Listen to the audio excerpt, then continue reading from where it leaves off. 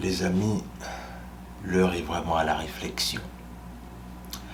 L'heure est vraiment à la réflexion dans le sens là où, à un moment donné, il faut vraiment qu'on se pose les bonnes questions.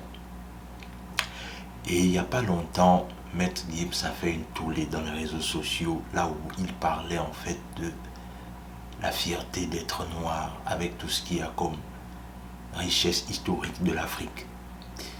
Et on va parler un peu de son apparition dans l'émission We Hustle. Déjà pour commencer, je vais diffuser la vidéo et on va interpréter ça derrière. On est parti. L'Afrique, c'est Wakanda, bordel. C'est le futur normalement chez nous. À l'époque de l'Empire de Couche, il y avait l'électricité. Les pyramides qu'on voit là, au sommet, il y a de l'or. L'or, c'est le meilleur conducteur pour l'électricité. C'était des foutues antennes. Les gens avaient l'électricité. Les gens, ils n'arrivent pas à comprendre ça. Les Égyptiens, la science qu'ils avaient, ça dépasse l'entendement. Et les historiens le savent. L'Afrique a peuplé l'Europe avant les Européens. On les appelait les Afropéens.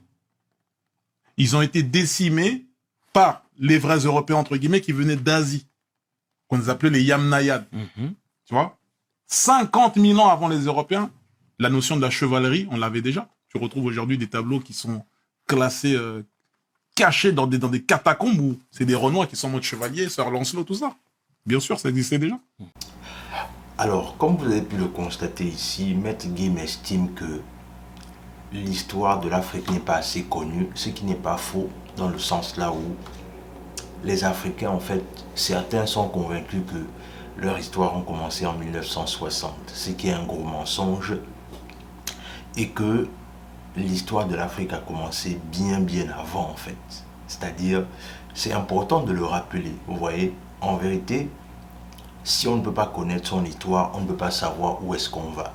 Tout ça, c'est intéressant.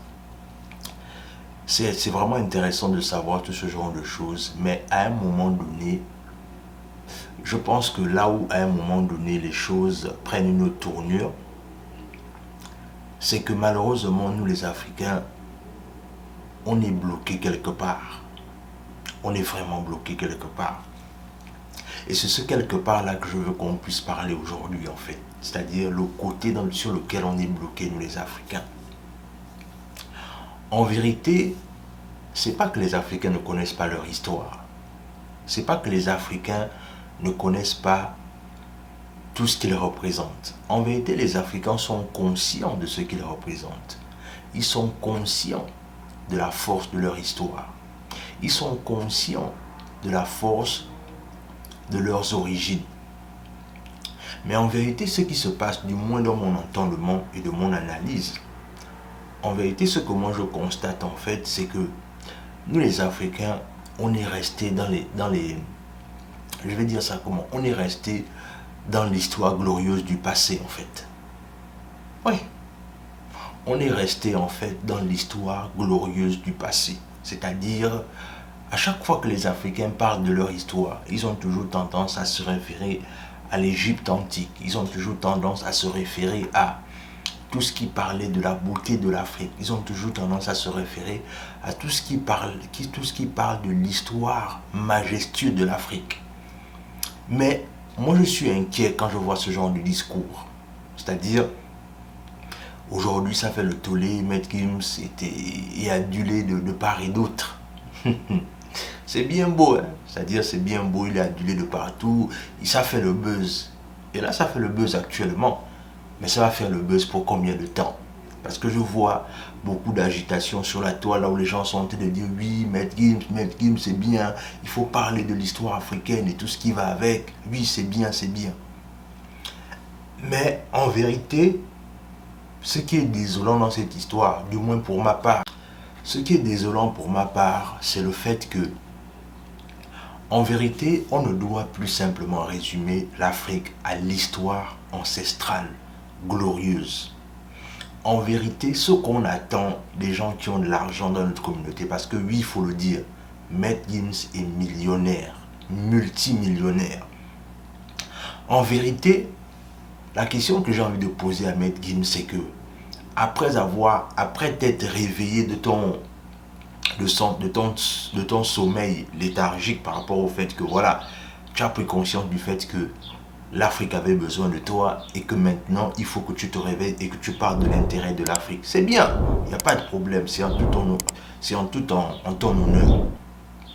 Mais en vérité, moi si je devais te donner un conseil, Maître Gims, du moins, c'est que au lieu de te focaliser sur l'histoire glorieuse de l'Afrique, moi ce que je pense que tu devrais faire avec tes millions, c'est que il faudrait que tu rentres en Afrique et que tu participes à l'économie de l'Afrique.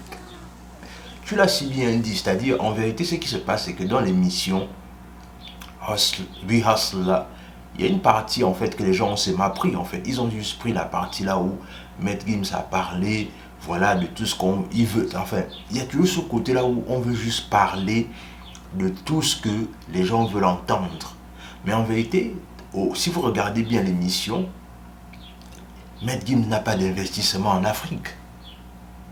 Il a une maison au Maroc que le roi du Maroc lui a donnée. Oui, c'est vrai, mais on connaît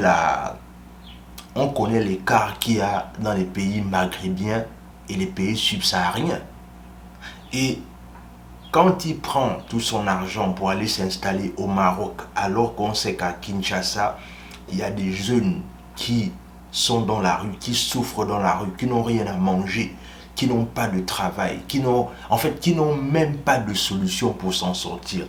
Mais Maître Gims, si vraiment tu aimais l'Afrique, comme tu le dis si bien, comme tu le valorises si bien, va au Congo, essaye de voir ce que tu peux faire pour créer, pour devenir un acteur de l'économie congolaise. Que de nous simplement nous parler du fait qu'on est fier de l'Afrique, on est fier de notre histoire africaine et tout ce qui va avec lui, c'est bien beau. Mais si nos millionnaires ne sont même pas capables de rentrer au pays et de créer des entreprises pour sauver la jeunesse africaine, tout ce qu'on est en train de dire là, c'est juste du vent en fait. On est juste en train de faire du vent. Et non seulement on est en train de faire du vent, on produit du vent, mais en même temps aussi ce qu'on fait, c'est qu'on tourne au ridicule. Oui, on tourne au ridicule. Et c'est toujours ça que je vois avec les Africains. C'est-à-dire que on est resté dans l'Égypte antique, alors que les autres se sont développés et ils ont continué à avancer. Mais nous, ce qu'on fait, c'est que on est resté dans l'histoire de l'Égypte. On est resté dans l'histoire glorieuse de l'Égypte. Ça veut dire que, en fait, on n'a pas bougé d'un iota, man. On n'a pas bougé d'un iota. Et aujourd'hui, quand je vois le tollé qui se passe dans les réseaux sociaux, là où on dit oui, voilà, c'est bien ce que tu es en train de faire, Gims, c'est bien, c'est bien. Moi, ce que j'aurais voulu voir Maître Gims faire, c'est de prendre son argent qu'il a mis au Maroc, là, rentrer à Kinshasa, voir comment est-ce qu'il peut créer quelque chose, que ce soit une industrie. Il peut créer une industrie là où il va embaucher des milliers de personnes, où il peut se lancer dans l'agriculture ou dans l'élevage, que d'aller poser son argent au Maroc avec sa famille. Et c'est ce que je vous dis, on est bloqué dans ça en fait. On est toujours bloqué dans le fait que l'Égypte était ceci, l'Égypte était cela. Mais qu'en est-il de maintenant? Qu'en est-il de maintenant? Qu'est-ce qu'on est en train de faire maintenant pour faire en sorte que les choses changent? Qu'est-ce qu'on est en train de faire actuellement? Quels sont les actes qu'on est en train de poser actuellement pour que l'histoire ne se répète plus? C'est ça le véritable problème. Et c'est là où on nous attend. C'est là où les enjeux sont en fait. Les enjeux ne sont pas dans le fait de nous rappeler que l'Égypte antique était ceci, l'Égypte antique était cela. Non, non, nous on n'a pas besoin de ça. On se connaît déjà notre histoire. On connaît où est-ce qu'on revient. Mais maintenant, le plus important, c'est de se focaliser où est-ce qu'on va en fait. Moi, je pense que c'est dans les débats comme ça là qu'on veut voir les gens qui ont l'argent dans notre communauté. Et il a si bien dit dans l'interview, si vous regardez bien, il dit quoi? Il dit que son petit frère Dadju a une organisation en Afrique qui s'occupe des jeunes en Afrique. Mais qu'en est-il de lui-même? Qu'en est-il de lui-même? Qu'est-ce qu'il fait pour la jeunesse africaine qui attendent un coup de pouce venant de lui?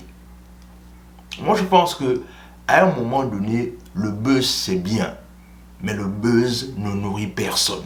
Enfin, le buzz ne nourrit que l'ego de la personne qui en fait. Mais en vérité, en termes d'impact, le buzz ne nourrit personne. Et c'est juste dommage quand je vois toujours que nous les Africains, on est toujours dans cette mouvance-là en fait, de toujours s'émouvoir au lieu de réfléchir. On est toujours en train de mettre l'émotion de devant alors qu'il faut réfléchir et il faut être rationnel. En vérité, je pose encore la question, quels sont les investissements que Gims a en Afrique avec tout l'argent qu'il a? Et c'est juste dommage qu'on en arrive toujours là. On est toujours dans l'émotion. On est toujours dans l'émotion alors que les autres sont en train de bâtir leur communauté. Les autres sont en train de fortifier leur communauté. Mais nous, on est juste là, toujours en train de limiter le buzz. Dans tous les cas, je voulais te donner mon analyse de cette petite interview-là, que je vois que les gens sont tellement en train de parler beaucoup maintenant actuellement dans les réseaux sociaux. Ça fait même des relais, ça fait même en fait quelque part des espèces de remix maintenant là où tout le monde partage ça en boucle, mais on ne se pose pas les vraies questions en fait. On ne réfléchit pas sur les vrais enjeux du moment là où on attend les Africains. Il est en train de dire que Wakanda c'est le centre du monde, voilà. Wakanda c'est... Mais oui, mais ok, Wakanda l'Afrique c'est tout ça. Mais en vérité, mais pourquoi jusqu'à maintenant tu n'as rien fait avec tout l'argent que tu as en Afrique? C'est la question que moi je te pose. Et c'est là où je veux vraiment que nous les Africains, on arrive à s'interroger véritablement que voilà un frère qui parle des mérites de l'Afrique, mais est-ce que quelque part il parle des mérites de l'Afrique? Peut-être parce qu'à la fin on lui a pas donné la nationalité française, qu'à la fin il se réveille au final que ok, mais si depuis là on ne me donne pas la nationalité française, peut-être qu'à un moment donné, il faudrait que je reparte m'occuper des problèmes de l'Afrique. Parce que moi je reste convaincu que si on avait donné la nationalité française à Maître Gims, est-ce qu'il parlerait comme il est en train de parler aujourd'hui? En vérité, dans notre communauté, il n'y a pas beaucoup d'objectivité parce que beaucoup de personnes se lancent et prennent des positions par frustration. Moi, je pense aujourd'hui que peut-être que Maître Gims est frustré du fait qu'il n'a pas eu la nationalité française et que c'est par option qu'il se dit que bon, je préfère revenir vers mes origines africaines. Et encore une fois, je me pose la question, si Maître Gims avait eu la nationalité française, est-ce qu'il devait prendre autant de positions qu'il a aujourd'hui? Dans tous les cas, dites-moi ce que ça vous inspire en commentaire. Abonnez-vous à la chaîne, partagez la vidéo autour de vous, laissez un like, laissez un commentaire. Et sur ce, on se dit à la prochaine.